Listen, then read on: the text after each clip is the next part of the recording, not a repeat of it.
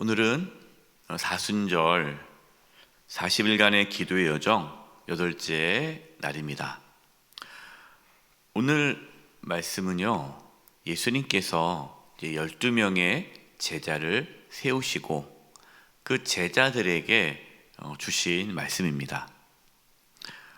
그러니까 예수님의 제자는 구체적으로 어떻게 신앙생활을 해야 할지 이 부분에 대해서 예수님께서 말씀하신 겁니다. 여러분, 누가 예수님의 제자입니까? 특별하게 부르심을 받은 사람만 예수님의 제자일까요? 목회자만 예수님의 제자입니까? 그렇지 않습니다. 예수님을 믿는 모든 사람은 다 예수님의 제자입니다. 그래서 우리는 예수님의 제자예요. 처음 예수 믿은 지 얼마 안 된 새가족도 예수님의 제자입니다.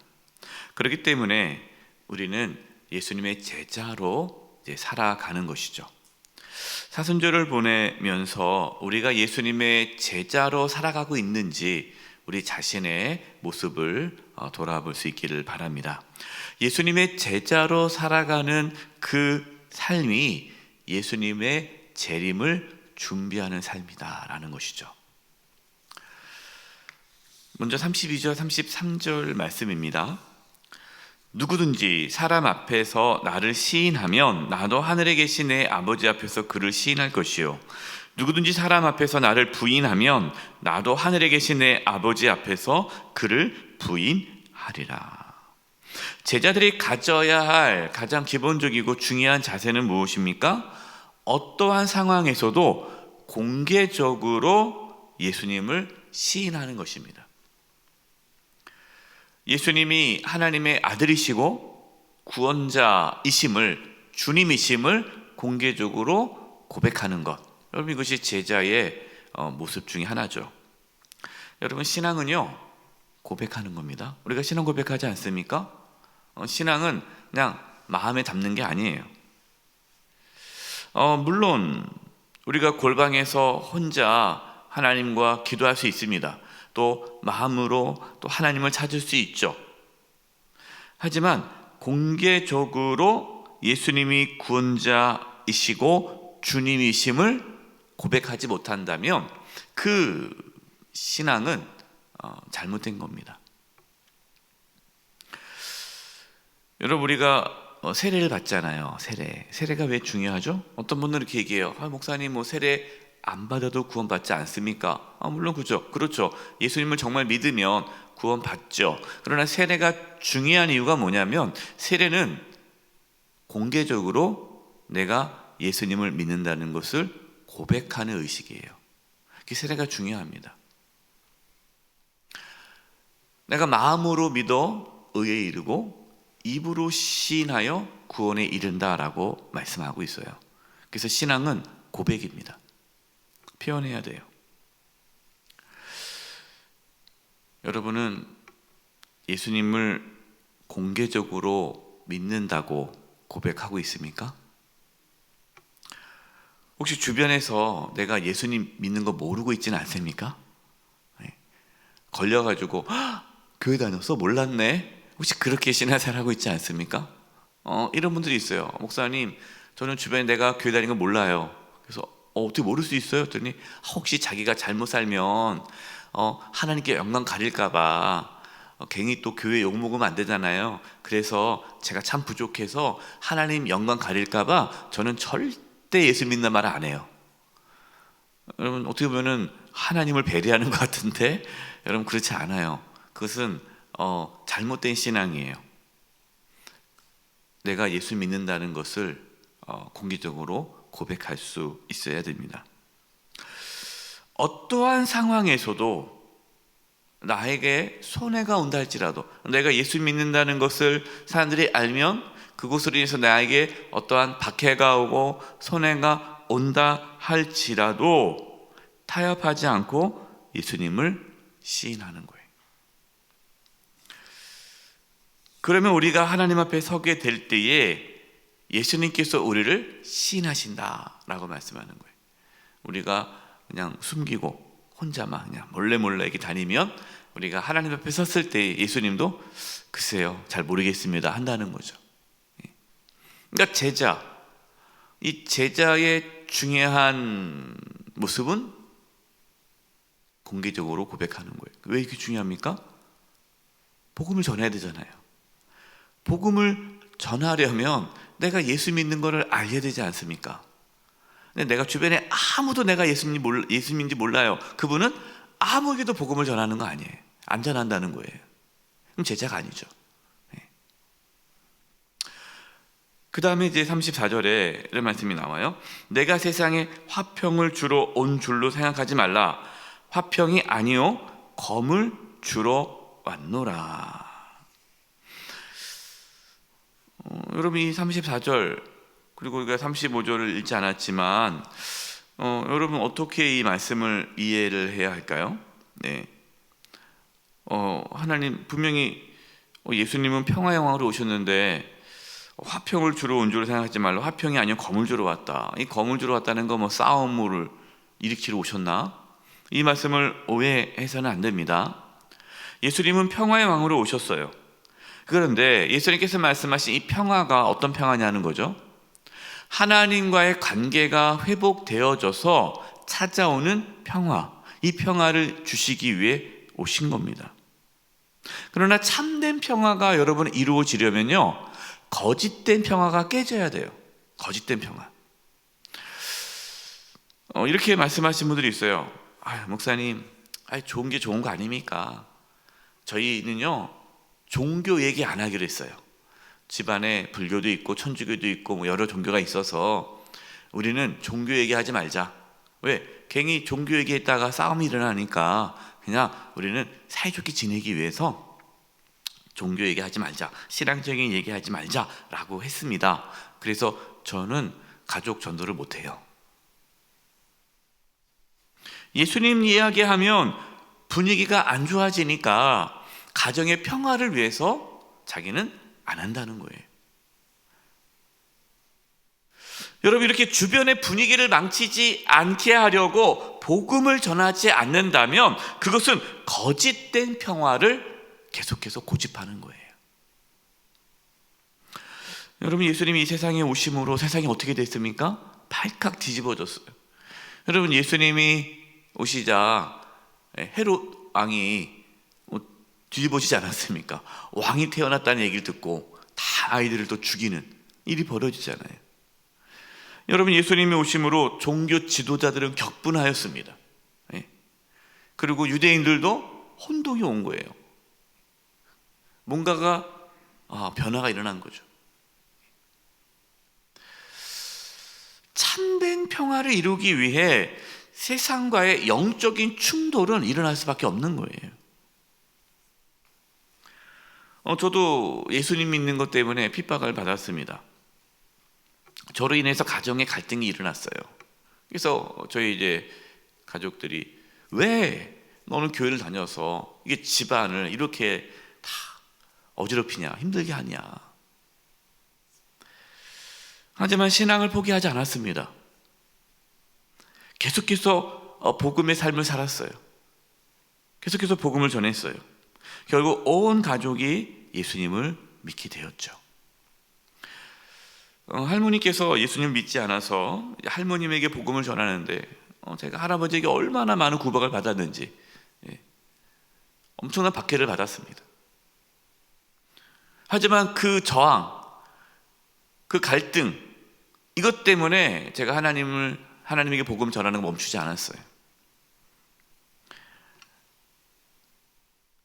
할머니께서 예수님 믿게 되셨고 구원을 받게 되었고, 그렇게 박해하시던 할아버지도 예수님 믿고 구원받고 천국에 가시게 되었습니다.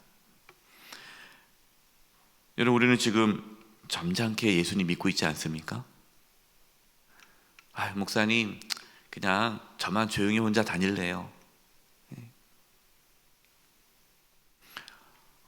제가 이제 목회하면서 경험한 게요, 교육자, 목회자 중에서도요 한 번도 복음을 전해본 적이 없는 목회자가 있더라고요. 깜짝 놀랐어요. 자기는 한 번도 복음을 전해본 적이 없대요. 그러니까 이렇게 설교 시간에 복음을 전했는데 개인적으로 왜 태어날 때부터 모태신앙이고 다 부모님이 다 목사 자녀고 그러니까 뭐 목사님이고 몇 대를 목사님이니까 다 주변에 다 예수 믿는 사람들이에요. 그러니까 복음을 전할 기회가 없는 거죠. 그렇다고 해서 모르는 사람한테 복음을 전해야 되는데 그거는 못하겠고, 그러니까 자기는 내가는 한 번도 복음을 전해본 적이 없다는 거예요. 들어보니까 이해가 되더라고요. 저같이 예수 믿지 않는 집안에서는 치열하게 살 수밖에 없었지만 그분은 그게 없는 거죠. 여러분, 우리가 이렇게 점잖게 예수님 믿고 있지 않습니까? 우리가 4월 30일 날 이제 새세명 초청주일 한다고 하는데, 뭐 주변에 뭐 내가 복음 전할 사람이 없네, 이 사람은 전할까 했는데 괜히 이 사람에게 예수 믿자고 교회 나가자 하면 나와 관계 깨질 것 같고, 이 사람은 그럴 것 같고, 그리고 복음 전할 만한 사람 다 예수님 믿고, 야, 이렇게 보니까 복음 전할 사람이 없네, 이렇다면 여러분, 그것은 우리가 제자의 삶이 아니죠. 여러분, 또 오해하셔서 또 과격하게 예수님 전하는 게 아닙니다. 뭐 절에 가가지고 막 주 예수를 믿으라, 회개하라, 이 독사의 자식들아, 이러면 안 되죠. 뭐 불상을 깨트리고 이러면 안 되죠. 과격하게 무리하게 복음을 전하면 안 되지만, 그러나 여러분, 충돌이 있다는 것, 갈등이 있다는 것은 피할 수 없습니다. 지금도 많은 선교지에 박해가 있고요, 교회가 태워지고 또 순교를 당하고 있어요. 왜 그렇습니까? 갈등이 일어나고 있는 거죠. 예수님께서 말씀하신 것은 복음은 세상을 변화시키기 때문에 충돌이 일어나는 것이 당연하다라는 것을 말씀하는 겁니다. 저와 여러분 안에 이러한 영적인 충돌이 일어나기를 바라고, 또한 우리를 통해 세상의 영적인 그러한 충돌이 나타날 수 있기를 바랍니다. 이게 제자의 삶이에요. 37절입니다. 아버지나 어머니를 나보다 더 사랑하는 자는 내게 합당하지 아니하고, 아들이나 딸을 나보다 더 사랑하는 자도 내게 합당하지 아니하며. 여러분, 이 말씀을 오해하셔서 어떤 사람들은 기독교는 부모와 가족도 몰라보는 종교다라고 오해를 해요. 하나님은 부모를 공경하라, 가족을 돌보라고 말씀하지 않습니까? 가족을 돌보지 않은 자는 불신자보다 더 악하다라고 말씀하세요. 그렇다면 여러분, 이 말씀은 어떤 의미일까요? 이것은 예수님을 삶의 주인으로 모시고 살아가라라는 뜻이에요. 관계의 우선순위가 있지 않습니까? 관계 우선순위. 어떤 사람은요, 자식이 첫 번째 우선순위예요. 자식 때문에 예수님 믿고, 자식 때문에 기도하고, 자식 때문에 신앙생활 하는 거예요. 내가 왜 열심히 신앙생활 하느냐? 자식이 잘 되라고. 그러니까 이거는 물론 우리가 자녀를 위해서 기도해야죠. 그런데 이게 잘못된 거죠. 우리가 왜 예수님 믿습니까? 자식 때문이 아니죠. 예수님이 나의 주님이시니까, 만왕의 왕이시니까. 그래서 우리가 예수님 믿는 거예요. 이것이 바뀌면 안 된다는 거죠. 예수님보다 더 누군가를 사랑한다면 여러분, 그 사람이 나의 삶의 주인이 되는 거예요. 여러분, 주인은 한 분입니다. 주인은 한 분. 예수님만이 우리의 주님이십니다. 이거를 잊지 말라는 거예요. 여러분, 이 관계의 우선순위를 잘 설정해야 모든 관계가 회복됩니다. 우리가 예수님을 주님으로 모시고 살아가야 가정이 회복되는 거예요. 38, 39절입니다. 또 자기 십자가를 지고 나를 따르지 않는 자도 내게 합당하지 아니하니라. 자기 목숨을 얻는 자는 잃을 것이요 나를 위하여 자기 목숨을 잃는 자는 얻으리라. 여러분, 예수님을 믿는다는 것, 예수님의 제대로 살아간다는 것은 자기 십자가를 지고 예수님을 따른다라는 거예요. 제자는 스승을 따르지 않습니까? 또 우리는 예수님을 따라가는 자들이에요. 십자가를 진다는 게 무슨 뜻입니까? 예수님처럼 자기 희생과 순종의 삶을 사는 거죠. 예수님이 십자가를 지셨잖아요. 그 십자가 뭡니까? 희생이죠. 또한 순종이죠. 하나님에 대한. 여러분, 우리의 관심은 무엇입니까? 세상의 부귀영화입니까? 이 세상에서 좀 더 편하게 살자, 아프지 말고 건강하게 오래오래 행복하게 살자. 물론 여러분, 그것이 나쁜 건 아니에요. 여러분, 우리가 이 세상에서 부귀영화를 얻고 성공하는 거, 그 삶 자체가 나쁜 것은 아닙니다. 그러나 우리의 관심이 그것이 되어서는 안 되죠. 우리의 관심이 자신의 목숨이 아니고 예수님을 따라가는 것이라면, 여러분, 우리의 삶에는 세상이 줄 수 없는 평안함과 부유함으로 가득 차게 될 것입니다. 그렇게 예수님의 제자로 오늘도 살아갈 수 있기를 간절히 축원드립니다. 이제 우리 합심해서 기도할 텐데요, 우리가 예수님의 제자임을 다시 한번 고백하면서, 주님, 우리가 예수님의 제자로 살아가지 못했음을 회개합니다. 이 사순절 기간을 통해서 우리가 예수님의 제자임을 다시 한번 깨닫게 해주시고, 예수님의 제자로 살아갈 수 있게 저희들을 인도해 주시고, 성령의 충만함을 주셔서 자기 십자가를 지고 예수님을 따라갈 수 있도록, 주님 복음을 전하는 복음 전도자의 삶을 살아갈 수 있도록 인도하여 주시옵소서. 우리 이 부분을 놓고 합심해서 통성으로 기도하겠습니다. 하나님 아버지, 시작 기도합니다. 아버지 하나님, 저희들에게 성령의 충만함을 주시옵소서. 아버지 하나님, 예수님의 제자로 살아갈 수 있도록 도와주시옵소서. 하나님 아버지 하나님, 예수님의 제자로 살아가기를 원합니다. 아버지, 인도하여 주시옵소서. 하나님, 붙잡아 주시옵소서. 하나님, 이끌어 주시옵소서. 예수님의 제자로 살아가기를 원합니다. 주님 도와주시옵소서. 주님 도와주시옵소서. 성령의 충만함을 주시옵소서. 성령의 충만함을 주시옵소서. 아버지 하나님, 아버지 예수님의 증인으로서, 복음 전하는 자로서 삶을 살게 도와주시고, 세상에서 공개적으로 예수님 믿는 자라는 것을 고백하며 살아갈 수 있게 하여 주시옵소서. 자기 십자가를 지고 예수님을 따라가는 그러한 참된 제자의 삶을 살아가도록 저희들에게 성령의 충만함을 더하여 주시옵소서. 하나님 아버지, 저희들에게 성령의 충만함을 주셔서 자기를 부인하고 자기 십자가를 지고 예수님을 따라가게 도와주시고, 세상에서 빛과 소금으로서 살아가게 도와주시옵소서.